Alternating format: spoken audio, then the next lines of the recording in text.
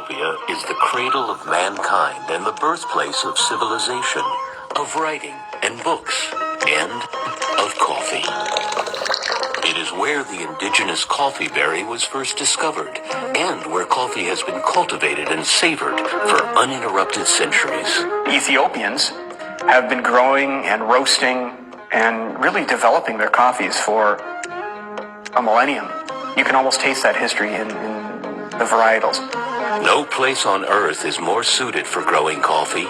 The high mountains and plateaus, the rich volcanic soils, the temperate climate, and the unspoiled forests create a unique environment where coffee trees thrive and diversify.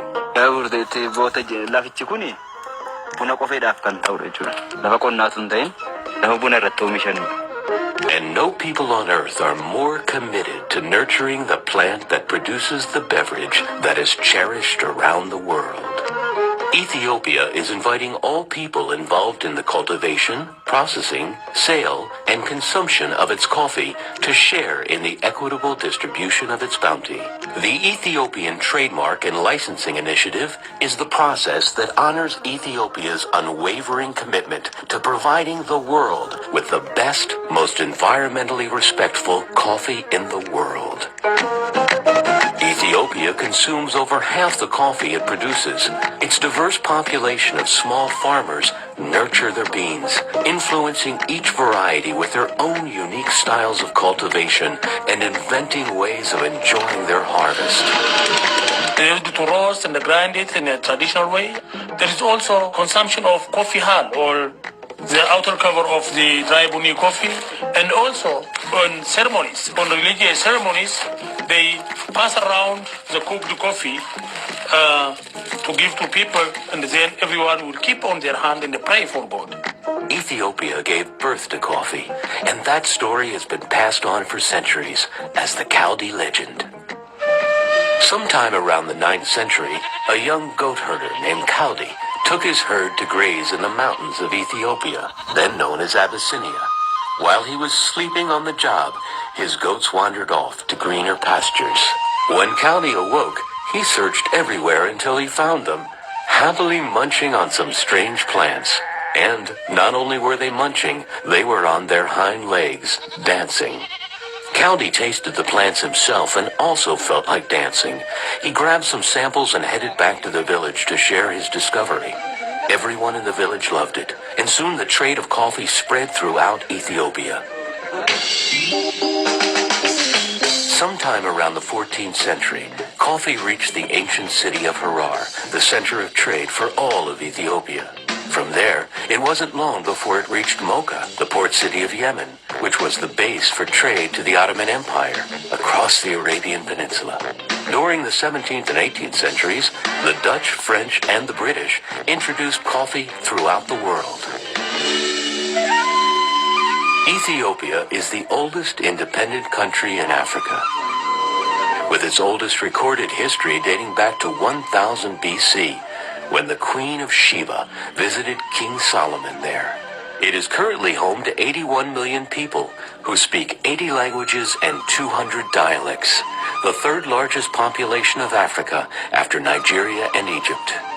Christians, Muslims, Jews, and many other religions also find a home there.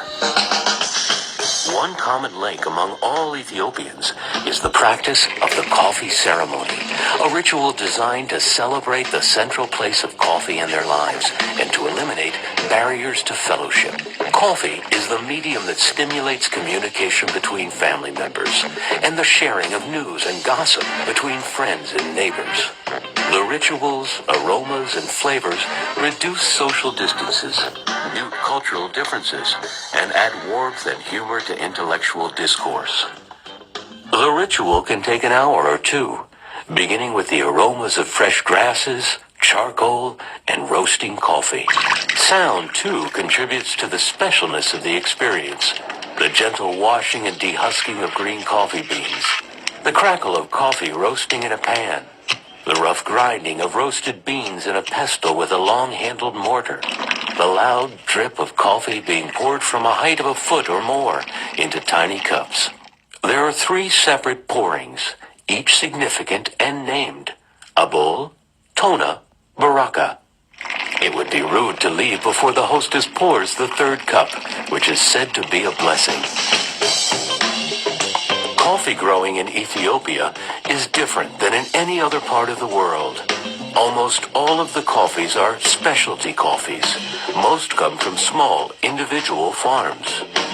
Over half of the population is involved in coffee production. It is fine coffee, grown by coffee connoisseurs.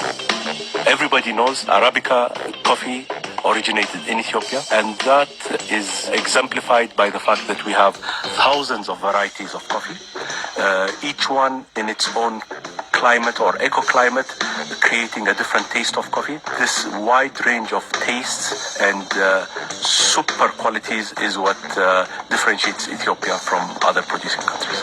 Most of these coffee species are still unknown to the rest of the world.